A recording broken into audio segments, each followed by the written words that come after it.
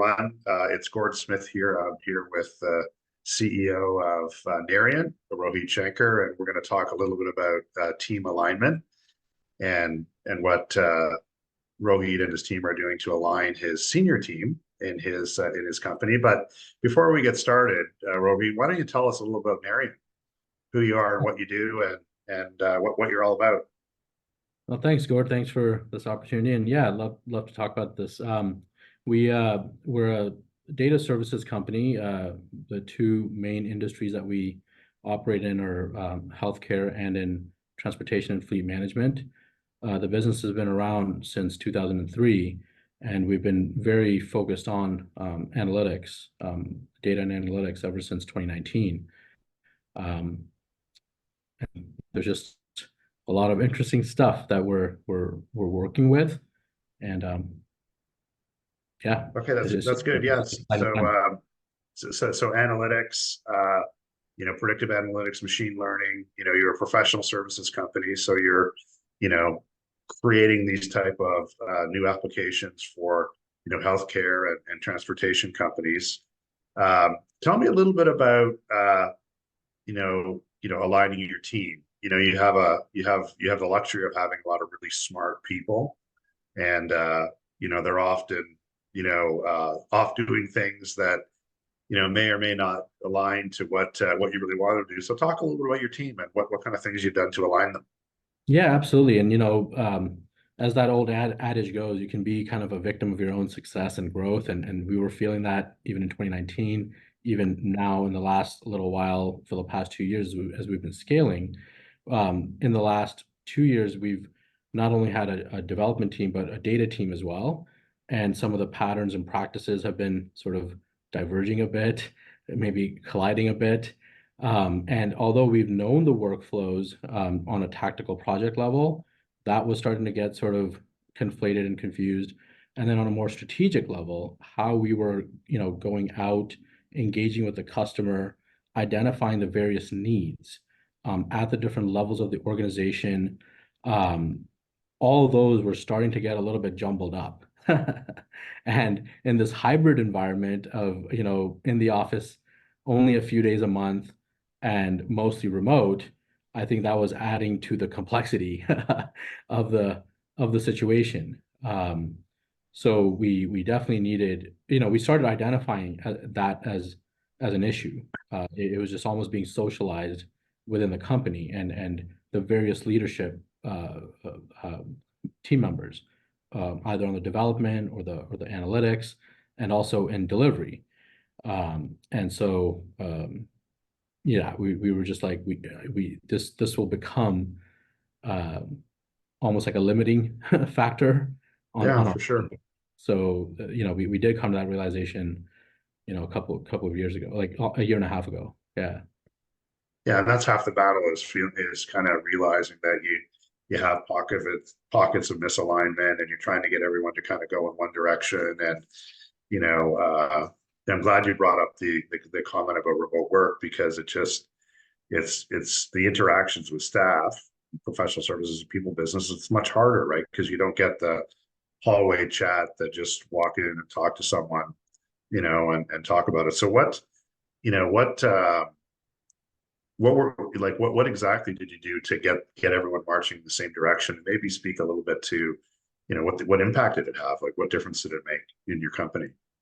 That's a great question. I mean, I think, if you rewind the clock back to like the summer of 2022, we did have some in-person sessions just to try and work it out ourselves. Like, we had some whiteboarding sessions around, just even like, how are we, communicating with the client and helping them work through the sales funnel, so to speak.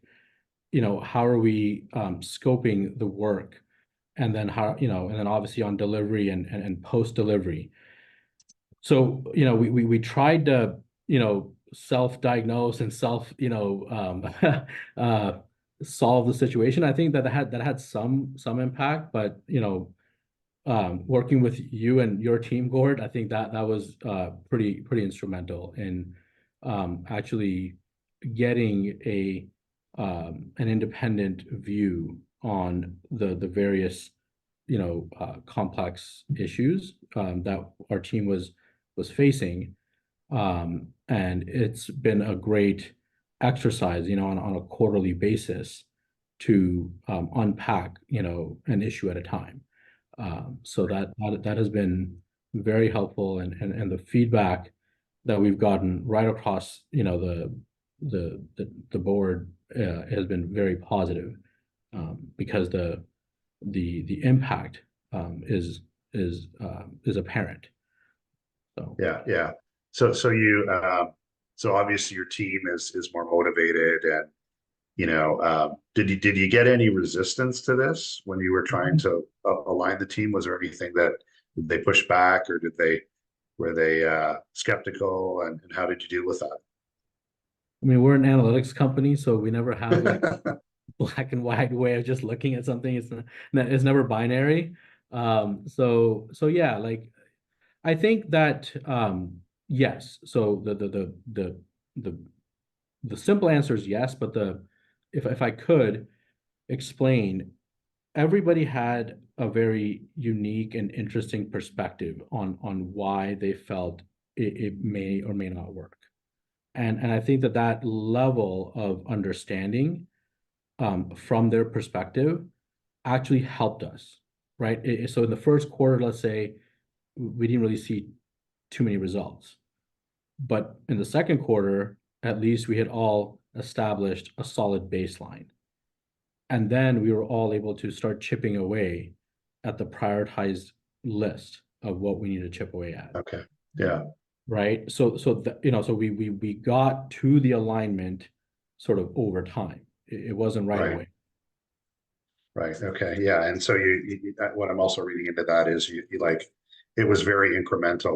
There wasn't kind of like a silver bullet, just do X and, you're aligned. You kind of, just like a developer, right? You're working through the backlog, you're identifying projects and knocking them off as you go.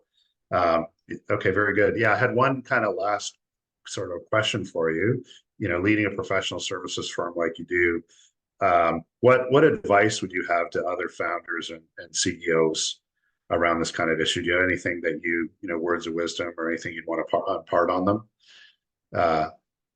Um, I think I think it's all about trading stories. I think that professional services, for me, I have a lot of passion for it, just because we all as engineers love products. I was in the product game for a while. But there's something to be said about the last mile, the delivery of these products to consumers where it actually works is a great space to be. There are lots of opportunities, because of the expanding nature of tech. So if you are in professional services, just embrace it. Yeah. Embrace everything about it, right? And one of the things that I've learned from you and your team, Gord, is that this, more than anything, is a people business.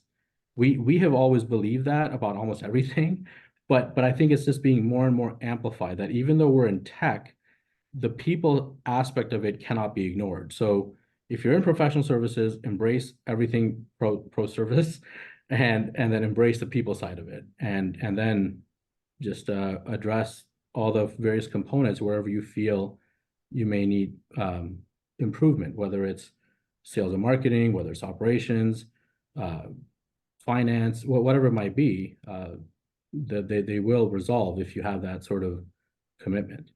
Commitment. Yeah. So embrace the change, and you know, uh, you're going to have lots of issues. If you solve one, a new one emerges. Just keep at it. Is kind of what I'm hearing. Okay, that's terrific. We really appreciate your time, Rohit, and look forward to continuing to work with you, and the advice you have for other people that are in your role. Thanks, Gord. Thanks for Okay, the thank time. you. Okay.